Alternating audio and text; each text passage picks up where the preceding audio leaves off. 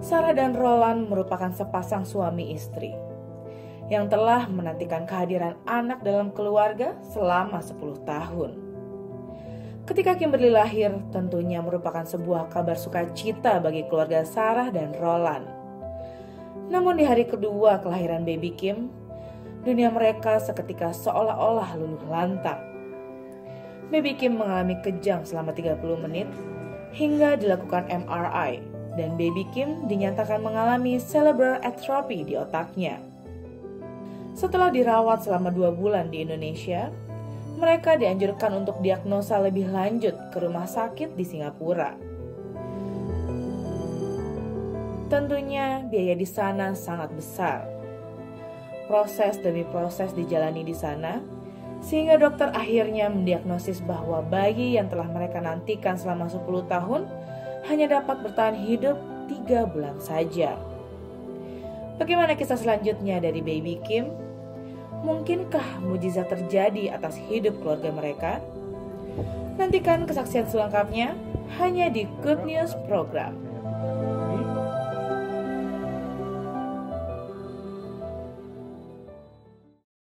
Nah, ingin tahu ceritanya, jadi apa yang terjadi pada waktu itu ya kan, Pak Roland dengan Bu Sarah katanya menantikan untuk punya anak lama ya? 10 tahun. 10 tahun. Iya. Nah, tentunya ketika kemudian dijawab oleh Tuhan, hamil, seneng dong ya? Senang Sangat banget. lah. Nah Sangat iya, tapi ternyata setelah melahirkan hari kedua ya, Hari apa yang kedua. terjadi? Bisa diceritakan? Iya.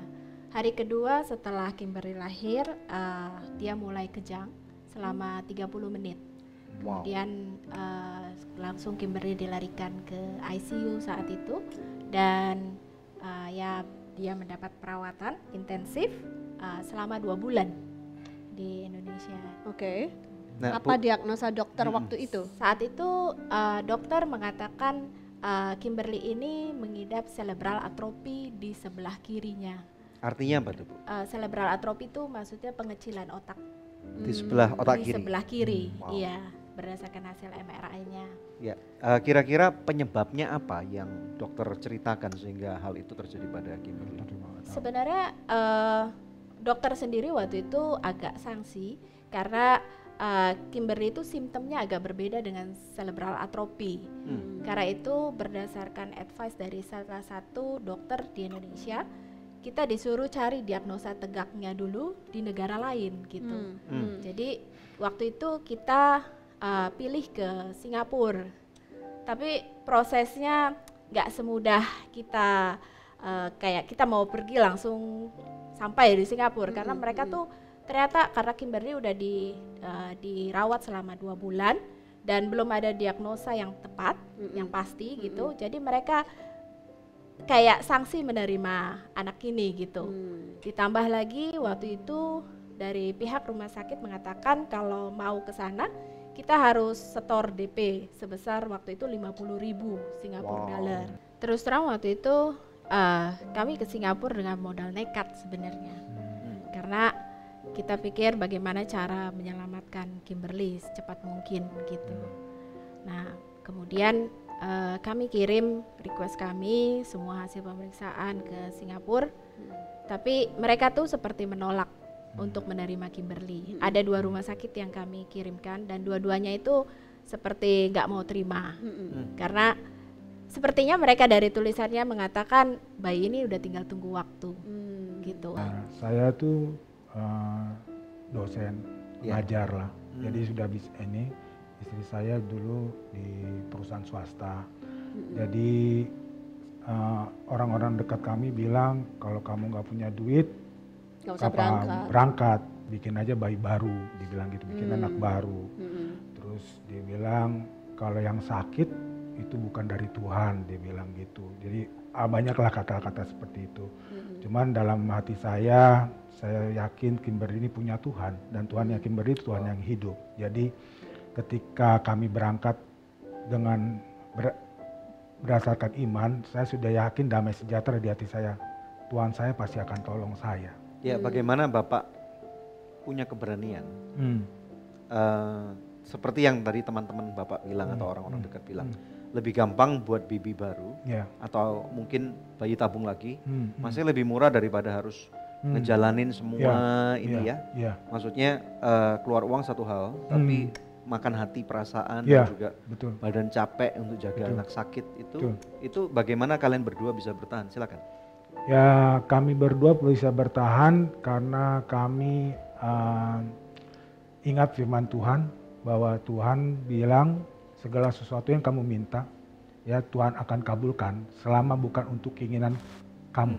Artinya bukan buat untuk foya-foya dan lain-lain. Saya ingat firman Tuhan itu. Itu yang membuat saya yakin saya akan pergi dan saya akan ditolong Tuhan di sana. Jadi cuman Ya. bermodalkan berpegang janji Tuhan Ya, janji Akhirnya Tuhan. berangkat. Akhirnya berangkat. Ada rumah sakit yang mau menerima. Iya, setelah beberapa minggu nggak ada komunikasi, akhirnya satu rumah sakit menghubungi kami.